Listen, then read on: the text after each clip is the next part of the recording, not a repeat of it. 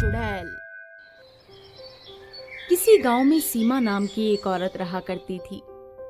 सीमा हर रात जंगल के पास वाले एक मंदिर जाया करती थी।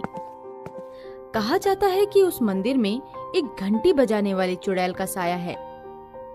इसी खौफ से हर एक गांव वाला शाम होते ही वहां जाने से डरा करता था। लेकिन एक सीमा ही थी जो उस मंदिर में जाने की हिम्मत रखती थी।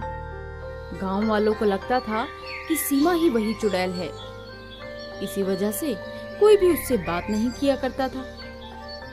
लेकिन इन सब बातों से परे सीमा इस बात का पता लगाने में लगी थी कि आखिर वहाँ ऐसा क्या है जो गांव वालों को डराता है।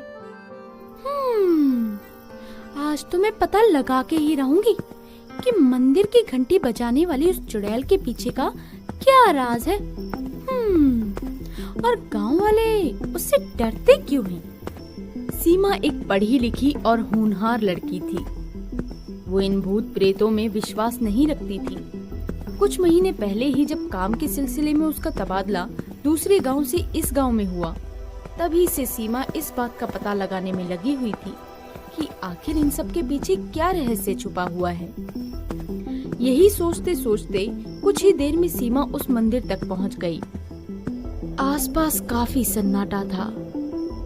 चारों तरफ सिर्फ धुआं ही धुआं था। लेकिन इस खौफनाक मंजर में भी सीमा के माथे पर एक शिकन तक नहीं थी। वो बस मंदिर की सीढ़ियों पर चलती जा रही थी।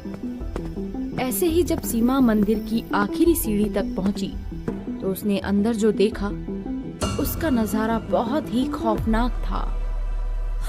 ओए माँ! ये क्या है? मंदिर के अंदर घुप अंधेरा था।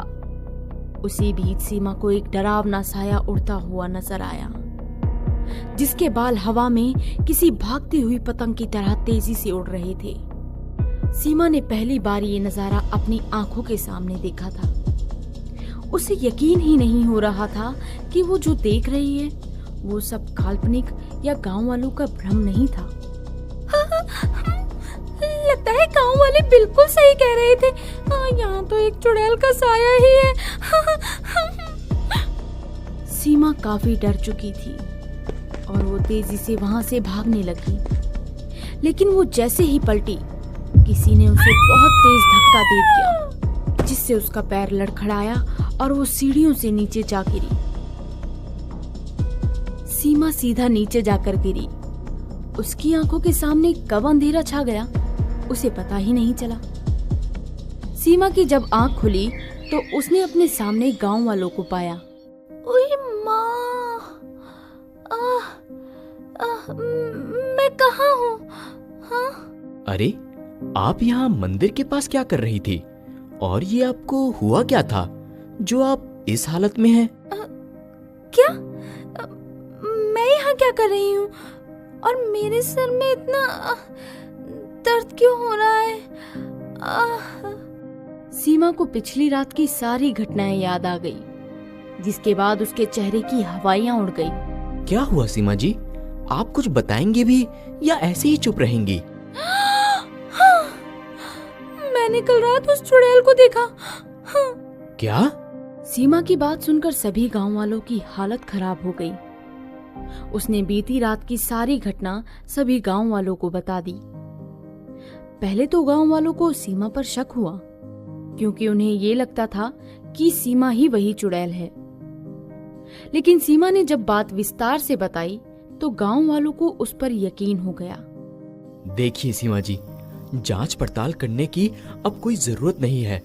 वो घंटी बजाने वाली चुड़ैल यहाँ थी और अब यहीं ही रहेगी। आप बस अपनी जान बचाइए और यहाँ आना बंद कर दीजिए। अब देखिए, मैं आप लोगों को इस तरह खौफ के साथ जीते हुए नहीं देख सकती। हमें कुछ ना कुछ तो करना ही पड़ेगा ना, ताकि उस चुड़ैल का साया हमारे गांव से चला ही जाए। देखिए, वो एक चुड़ैल है और हम उसका कुछ नहीं कर सकते। जहाँ परेशानी होती है वहाँ बात का समाधान भी होता है। हमें कुछ न कुछ तो करना ही पड़ेगा। सीमा की बात सुनकर सभी गांव वाले मान गए, जिसके बाद उन्होंने पास वाले जंगल में रहने वाले एक अघोरी बाबा को बुलाया।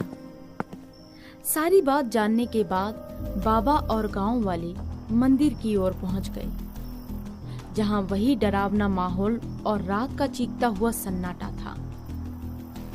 बाबा ने अपने मंत्रों से वहां का मुआयना किया। यहाँ मुझे किसी भी चुड़ैल के होने का एहसास नहीं हो रहा।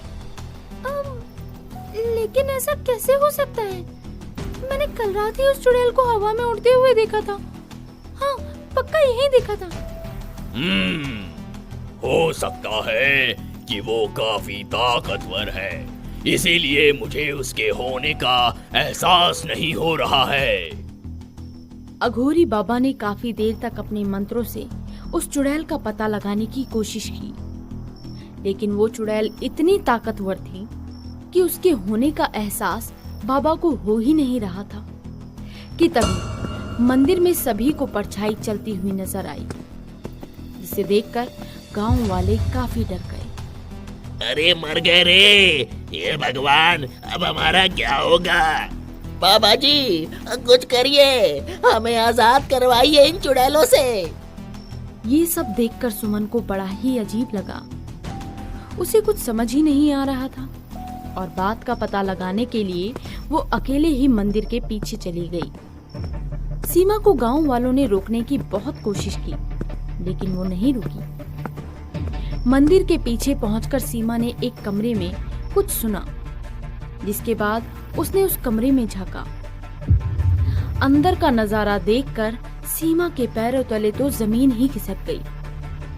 अंदर दो आदमी टॉर्च को लेकर एक औरत पर रोशनी डालकर एक परछाई बना रहे थे। जब सीमा ने औरत की तरफ देखा तो वो कोई चुड़ैल नहीं, बल्कि एक जीती जागती औरत थी। साथ ही दूसरा आदमी एक रस्सी से मंदिर की घंटियों को तेजी से बचा रहा था। वहीं कई सारे तसले कोयले के भरे हुए थे, जिससे आसपास काफी धुआं हो रहा था। सीमा अब सब कुछ समझ चुकी थी कि ये इन्हीं लोगों की साजिश है। तभी उसने उन्हें कुछ बात करते हुए सुना। आज आखिरी दिन है, इसके बाद गांव वाले इतना डर जाएंगे कि ये रात में निकलना ही बंद कर देंगे। सही कह रहा है तू। फिर इस आने वाली अमावस्या की रात को हम पूरा गांव लूट कर फरार हो जाएंगे।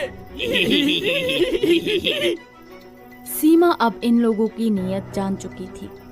वो फौरन ही वहां से गांव वालों की तरफ भागी और उन्हें सारी बात बताई, जिसके बाद रमन ने पुलिस को इस बात की पूरी जानकारी दी। कुछ ही देर में वहां पुलिस भी आ गई और दोषियों को गिरफ्तार कर लिया, जिसके बाद पूछने पर लुटेरों ने कहा, हम गांव-गांव जाकर इसी तरह पहले लोगों को डराते हैं और जब लोग पूरी तरह से हमारे वश में हो जाते हैं तो हम रात के अंधेरे में पूरा गांव लूटकर वहां से भाग जाते हैं। ये बात जानकर सभी गांव वालों को बहुत ही धक्का लगा।